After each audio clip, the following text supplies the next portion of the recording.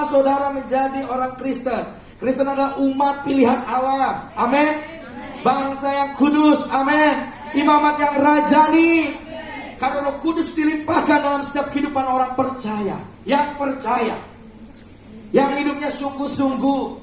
Yang hidupnya mau dituntun, dipimpin oleh Roh Kudus, saudara. Oleh karena itu Roh Kudus turun atas setiap kehidupan saudara. Dan dikatakan lagi apa?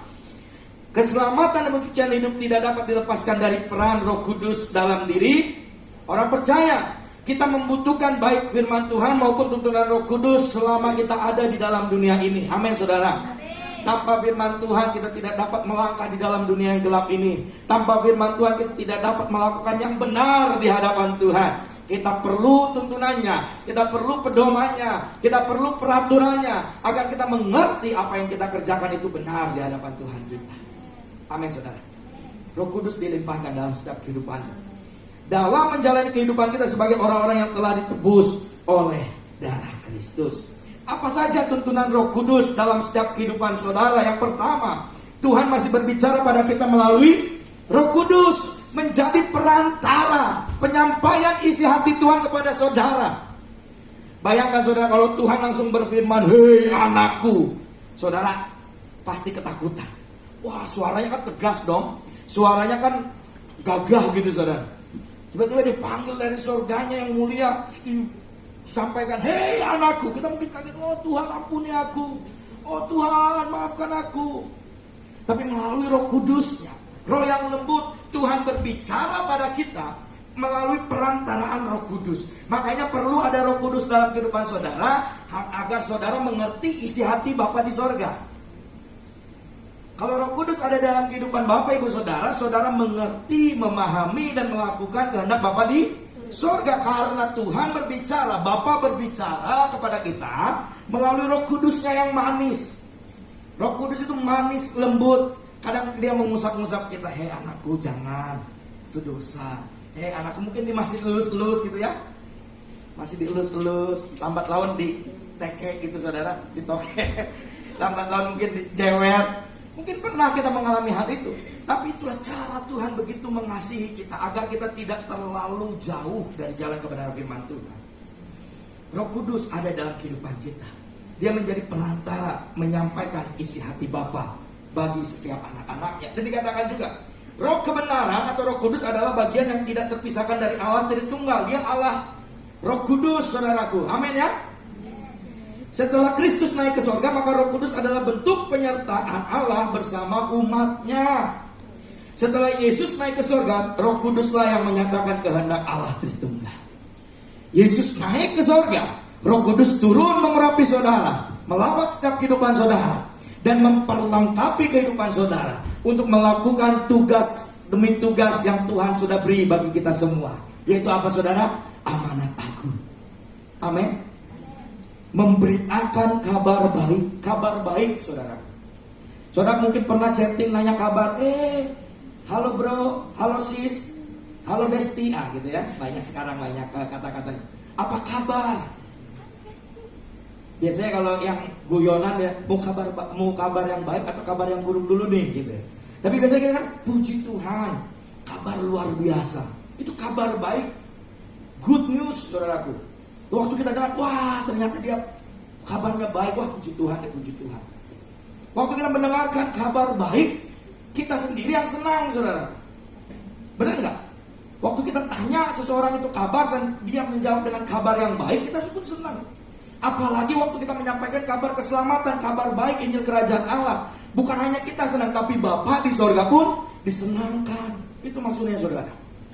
Waktu kita sampaikan kabar baik, percaya Yesus. Yesus lahir, Yesus mati, Yesus bangkit, Yesus naik buatmu. Darahnya tercurah, nyawanya diberikan. Dia rela dicaci agar kau kuat menghadapi segala hal yang sedang terjadi di masa dunia ini. Dia rela dimaki, memberikan teladan bagi kehidupan kita agar kita tidak menjadi Kristen yang lemah, bukan menjadi Kristen yang bayi, saudaraku. Amin ya. Menjadi Kristen yang dewasa. Diproses demi diproses, itu adalah langkah untuk mendewasakan kehidupan orang percaya. Jadi jangan menolak proses itu, saudara. Kita tetap diproses, tapi jangan sampai protes. Amin ya. Tetap diproses. Jangan banyak memprotes. Tuhan pasti memberikan kekuatan melalui Roh Kudusnya. Yang pertama dikatakan bahwa Roh Kudus membimbing kita untuk mengerti firman Tuhan. Yesus berkata tentang Roh Kudus, tetapi apabila Ia datang, yaitu Roh kebenaran, Ia akan memimpin kamu ke dalam seluruh apa? Kebenaran, bukan sebagian, saudara. Perhatikan, bukan sebagian. Inilah banyak orang mengartikan hanya sebagian saja kebenaran. No, tapi seluruh kebenaran mutlak untuk kita kerjakan. Tidak sebagian, oh hari ini Tuhannya saya mengerjakan kebenaran, besok boleh dong saya berdosa sedikit saja Tuhan. Nggak ada, saudara. Kebenaran, seluruh kebenaran kita harus hidupi dan ada dalam kehidupan kita. Makanya Roh Kudus membimbing kita untuk mengerti firman Tuhan. Dikatakan bahwa Ia akan memimpin kamu ke dalam seluruh kebenaran. Kebenaran firman Allah, perkataan Kristus nyata di dalam setiap kehidupan saudara. Alkitab adalah firman Allah. Yang setuju katakan amin. Yang setuju katakan amin. Yang diilhamkan oleh Roh Kudus. Nanti Bapak Saudara bisa catat ayatnya, baca di rumah. Perhatikan ayat demi ayat yang saya sampaikan ini, saudara. Bahwa Roh Kudus membimbing, Roh Kudus memimpin saudara ke dalam seluruh kebenaran. Oleh karena itu sudah sepatutnya kita harus mau dibimbing olehnya untuk mengerti kedalaman dan keindahan firman Tuhan. Firman Tuhan itu indah.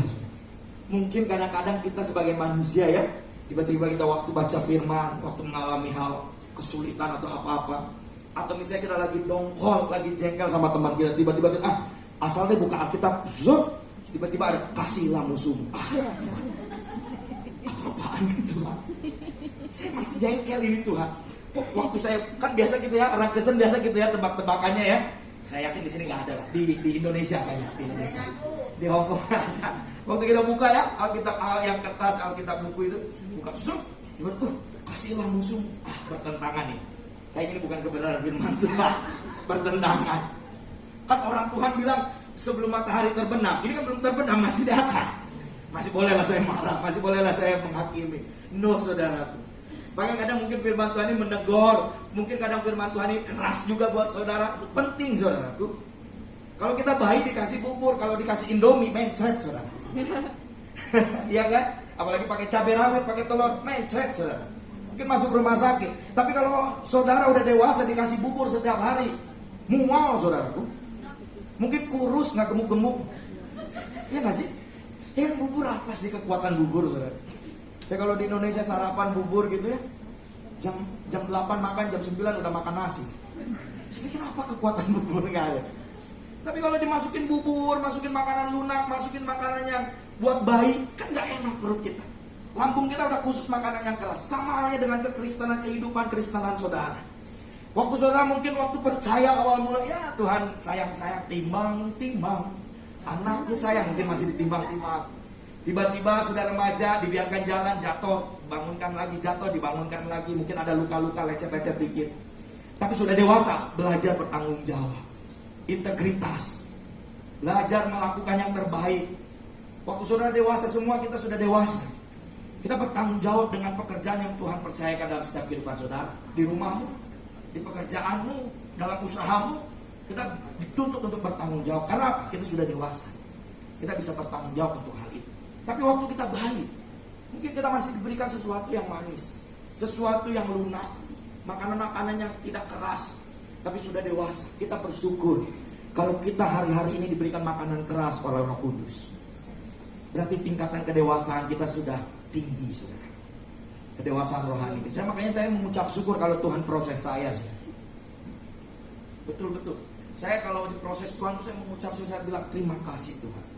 Saya tahu saya nggak kuat secara daging, tapi Roh Kudus bersama saya memberikan saya kekuatan, sehingga saya akan dimurnikan seperti emas, menjadi sesuatu yang berharga, mahal harganya, saudara. Amin ya. Makanya Roh Kudus akan memimpin saudara ke dalam kebenaran firman-Nya agar mengerti kedalaman dan keindahan firman Tuhan.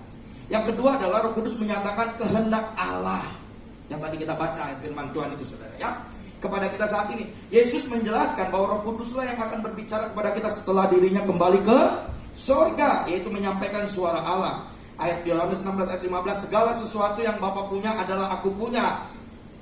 Sebab itu aku berkata, ia akan memberitakan kepadamu apa yang diterimanya daripada Kristus Yesus. Ia, Roh Kudus akan memberitakan kepada kita semua apa yang disampaikan oleh Bapa di sorga. Makanya saya selalu simpel gini, kalau kita di dalam hidup kita ada Roh Kudus, pasti kita tidak akan pernah melenceng dari kebenaran firman Tuhan. Setuju nggak saudara? Setuju ya? Karena apa? Roh Kudus yang membimbing kita. Mungkin waktu kita melenceng, mungkin Roh Kudus akan tarik menjadi alarm dalam kehidupan kita. Nah kadang kita sebagai manusia ini kan kepekaannya kadang kurang. Nah hari-hari ini kita bangkitkan kepekaan kita kepada suara Roh Kudus. Waktu Roh Kudus bilang A, kita lakukan A. Jangan nego B. Jangan tawar C gitu saudara. Lakukan saja A. Pasti ada sesuatu hal yang indah yang Tuhan sediakan bagi saudara. Roh Kudus bilang B, lakukan B. Saya yakin kalau Roh Kudus ada di dalam kehidupan Bapak Ibu Saudara yang terkasih, Bapak Ibu Saudara akan mampu terus berjalan dalam kebenaran firman Tuhan dan mengerjakan segala apa yang Tuhan perintahkan, Tuhan tetapkan di dalam setiap kehidupan saudara, dan saudara melakukannya dengan baik dan benar sesuai firman Tuhan. Amin ya. Jadi Roh Kudus akan menyatakan kehendak Allah. Makanya ada firman Tuhan, mengucap syukur dalam segala hal karena itulah dikehendaki Allah, dikehendaki Bapa. Kita mengerti mengucap syukur adalah kehendak Bapa. Jadi makanya kalau kita udah tahu kehendak Bapa mengucap syukur, berarti kita harus mengucap syukur dalam segala hal. Mengucap syukur waktu kita menerima gajian gampang nggak Bapak Ibu Saudara? Yes. Tapi kalau mengucap syukur waktu gajian nggak turun, gampang nggak? Ayo jujur saudara. Enggak kan? Oh terima kasih Tuhan, gajian saya nggak turun bulan ini. Ada yang kayak gitu sih. Mungkin kita menggumul nih, kok nggak turun-turun ya, udah akhir bulan, udah awal bulan dan lain-lain gitu. Tapi firman Tuhan mengajarkan mengucap syukur dalam segala, meskipun itu sulit, tapi Roh Kudus memberi kemampuan, tapi Roh Kudus memberi kekuatan buat saudara. Makanya kita bisa mengucap syukur dalam segala. Itulah maksud firman Tuhan ini saudara. Jadi Roh Kudus memberi kekuatan agar saudara bisa kuat dan bisa paham, menerima dan melakukan setiap apa yang Bapa kehendaki dalam kehidupan. Haleluya. Yang ketiga, C-nya, Roh Kudus mempersiapkan kita untuk apa? Masa depan. Amin saudara. Yesus menjelaskan bahwa salah satu peran Roh Kudus adalah mengajar dan mempersiapkan kita untuk menghadapi hari-hari di depan kita. Biarlah kesusahan hari ini menjadi kesusahannya di hari ini saja saudaraku. Jangan dibawa ke hari depan, hari besok, karena besok ada kesusahannya sendiri. Jangan ditumpuk-tumpuk saudara ya. Kalau ada hal-hal yang tidak berkenan di hadapan Tuhan, buang saja, itu sampah saudara. Kita tumpuk sampah, lambat laut di sampah itu ada hewan-hewan yang menjijikkan, ada ulat, ada hal-hal yang tidak enak, baunya pun tidak sedap saudara. Kita buang saja. Roh Kudus memurnikan, Roh Kudus menguduskan setiap kehidupan kita. Bahkan Roh Kudus mempersiapkan kita untuk masa depan. Masa depan yang penuh pengharapan, masa depan yang cerah saudaraku. Jadi Roh Kudus akan membawa kita dan mempersiapkan kita dan mengajar kita untuk menghadapi hari-hari di depan kita. Sebab ia tidak akan berkata-kata dari dirinya sendiri, tetapi segala sesuatu yang didengarnya, itulah yang akan dikatakannya. Dan ia akan memberitakan kepadamu hal-hal yang akan datang. Roh Kudus sudah mempersiapkan langkah, Roh Kudus sudah mempersiapkan jalan bagi saudara. Waktu saudara besok hari ada suatu tantangan, ada suatu masalah, Roh Kudus hanya bilang gini, andalkan aku. Lusa saudara Roh Kudus sudah tahu saudara akan ada masalah ini, tapi Roh Kudus bilang andalkan aku. Saya sudah menyelesaikan buatmu. Yang terpenting adalah responmu, mau andalkan aku atau tidak. Gitu saudara. Roh Kudus selalu mengingatkan kita agar kita mengandalkannya. Kenapa saudara? Karena kita dituntut untuk bertumbuh lebih dalam dan lebih luas lagi saudara. Slide selanjutnya boleh. Ia akan seperti pohon yang ditanam di tepi air, yang merambatkan akar-akar ke tepi batang air, yang tidak mengalami datangnya panas terik, yang daunnya tetap hijau, yang tidak khawatir dalam tahun kering, dan yang tidak berhenti menghasilkan. Yes. Yuk sama-sama yuk di C-nya yuk saudara yuk. Yang tidak khawatir sampai ke menghasilkan buah. Sama-sama kita baca ya. 2, 3. Yang tidak khawatir dalam tahun kering, dan yang tidak berhenti. Yang tidak berhenti. Yang tidak berhenti. Yes. Waktu Roh Kudus Kudus membawa saudara dibawa untuk berbuah terus setiap hari, saudara. Di segala musim. Bukan hanya waktu musim berbuah saja, tapi segala keadaan, segala situasi saudara tetap berbuah. Amin, saudara. Karena Roh Kudus mempersiapkan kehidupan saudara itu jauh di depan, saudara. Mungkin kita bisa hanya 3 langkah, 3 hari ke depan kita bisa tentukan segalanya, rencana-rencana. Kadang kita sebulan, 2 bulan kita sudah tentukan, hancur juga rencana kita. Tapi Roh Kudus sudah tahu segala kehidupan saudara. Roh Kudus sudah mempersiapkan kehidupan saudara. Roh Kudus sudah mempersiapkan jalan bagi saudara. Oleh karena itu andalkan Roh Kudus. Saudara bisa tidak khawatir dalam tahun kering karena ada Roh Kudus. Yang setuju katakan amin. Saudara tidak berhenti menghasilkan buah karena ada Roh Kudus. Yang setuju katakan amin. Ya, beri tepuk tangan yang mulia bagi kita. Wow, saudara. Saya selalu semangat kalau menyampaikan firman Tuhan, saudara. Jadi saudara jangan kaget, ini orang makan apa sih teriak-teriak dari tadi? Saya cuma makan jauh, saudara. Indomie ayam bawang sudah cukup. Tetap semangat kita terus melayani Tuhan sampai Tuhan Maranatha menjemput kita di awan-awan kemuliaannya. Yang kedua, saudara, tuntunan Roh Kudus apa? Membawa kita mengenal dan mendengar tuntunan Roh Kudus, mendengar suara Allah. Suara Roh Kudus bukanlah hal yang baru bagi setiap orang percaya. Kenapa? Karena kita setiap hari, setiap waktu dengar suaranya di dalam persekutuan kita, di dalam doa kita. Amin. Kita selalu mendengar suara Roh Kudus, toh? Suara Roh Kudus bukan menjadi suara yang baru bagi saudara. Amin. Amin. Jangan, saya gak pernah dengar suara Roh Kudus, Pastor. Bingung juga saya mau jawab amin atau enggak nih. Setiap dalam persekutuanmu, dalam doa-doamu, pembacaan firmanmu, Roh Kudus selalu berfirman bagi saudara. Roh Kudus selalu mengajarkan bagi saudara. Berbagai peristiwa dalam Alkitab mencatat bagaimana umat Tuhan mendengar suaranya dan meresponi hal itu. Yang terpenting adalah meresponi akan suara itu. Kita mungkin dengar suara dari tahun kita lahir sampai kita mau meninggal gitu, saudara, tapi kita tidak meresponi, tidak mengerjakan, sia-sia toh. Benar nggak? Kita dengar ABC, misalnya Bapak Ibu Saudara dengar firman setiap tahun, setiap hari, setiap detik, setiap jam, tapi saudara tidak melakukannya, kan sia-sia firman Tuhan itu. Firman Tuhan lo katakan, bukan saya loh. Bapak Ibu Saudara, pastor masuk ngarang-ngarang. Enggak, firman Tuhan yang katakan. Kau jadi pelaku-pelaku firman Tuhan, pelaku-pelaku kebenaran firman Tuhan, bukan hanya pendengar saja, saudara.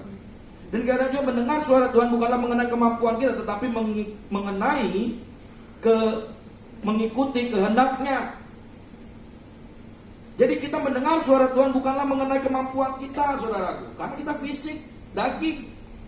Tapi karena kita mengikuti kemampuan kita untuk mengikuti kehendak Tuhan, sehingga kita mengerti dan mengenal suara Roh Kudus. Yang pertama, mengenali sumber suara. Jadi saudara baca firman Tuhan yang sudah ditulis ya. Saya tidak akan bacakan. Yang pertama, suara yang kita dengar atau timbul dalam hati harus dikenali. Apakah itu dari Tuhan, dari diri sendiri, atau dari iblis. Saudara, jadi ini penting juga saudara, ujilah, berdoa kepada Tuhan. Tuhan, saya dengar suara A, B, C, D, E. Apakah ini dari Engkau? Atau ini dari diriku sendiri? Atau ini dari roh-roh jahat yang menyamar jadi malaikat? Gitu, saudara. Kita harus uji. Yang kedua, suara dari sendiri umumnya timbul setelah proses pemikiran, perenungan, dan itu pun masih dipertimbangkan kembali. Yang ketiga, sumber suara dari iblis lebih mengarah ke arah negatif, intimidasi, menimbulkan keraguan-keraguan dan tidak bergerak, merusak dan semacamnya. Ini saudara, kita kenali suara-suara yang selalu kita dengar. Kenapa penting, saudara? Kenapa penting di masa ini? Penting sekali. Agar kita lebih peka lagi dengar suara Roh Kudus. Dan sering saja dengar suara Roh Kudus saja, saudara. Jangan usah suara-suara yang lain. Suara Roh Kudus dan suara saya pastinya hari ini, toh. Saudara kan dengar suara saya. Saudara jangan tutup telinga semua, tuh nanti firman Tuhan gak tersampaikan. Suara Roh Kudus dengar, intim, peka, saudara. Kenali. Suara yang berasal dari Roh Kudus yang pertama adalah dia tidak bertentangan dengan prinsip-prinsip firman Tuhan. Yang setuju katakan amin. Yang kedua, memiliki pesan khusus dan kuasa rohani di dalamnya yang berguna bagi kehidupan kita. Karena Allah tidak pernah berbicara tanpa tujuan. Setuju ya? Jadi suara yang berasal dari Roh Kudus itu tidak pernah bertentangan dengan prinsip firman Tuhan dan memiliki pesan khusus dan kuasa rohani dalam setiap kehidupan saudara. Itu tentang sumber suara. Yang kedua, kita belajar tentang media-media Roh Kudus memperdengarkan suaranya. Yang pertama, bisa melalui firman Tuhan. Yang kedua, melalui kata-kata yang disampaikan orang-orang di sekitar kita. Nih makanya kita harus selalu juga, saudaraku, punya relasi komunitas yang baik, yang benar. Karena orang-orang di sekitar kita pun bisa menyampaikan suara Roh Kudus buat kehidupan saudara. Jadi kalau saudara misalnya diingatkan, kalau misalnya saudara misalnya disampaikan tentang perkataan firman Tuhan yang dia pasti sampaikan dengan Roh Kudus. Roh Kudus pasti menyampaikan perkataan melalui orang-orang sekitar kita, melalui teman sahabat kita, pasti untuk membangun kok. Amin ya, saudara ya. Tidak mungkin untuk menjatuhkan. Nah, kalau menjatuhkan berarti kita harus uji suara dari mana itu. Karena Roh Kudus pasti membangun, mendidik, saudara, mengajarkan. Bisa juga dari dalam hati kita, bisa berbicara langsung secara audible. Nah, ini saudara, audible loh, bisa Roh Kudus ya sampaikan langsung kepada kita. Bisa juga apa? Pola yang terjadi dalam kehidupan manusia, seperti fenomena alam, kondisi sosial masyarakat, bisa juga dengan hal seperti itu. Dan bisa juga melalui mimpi dan penglihatan.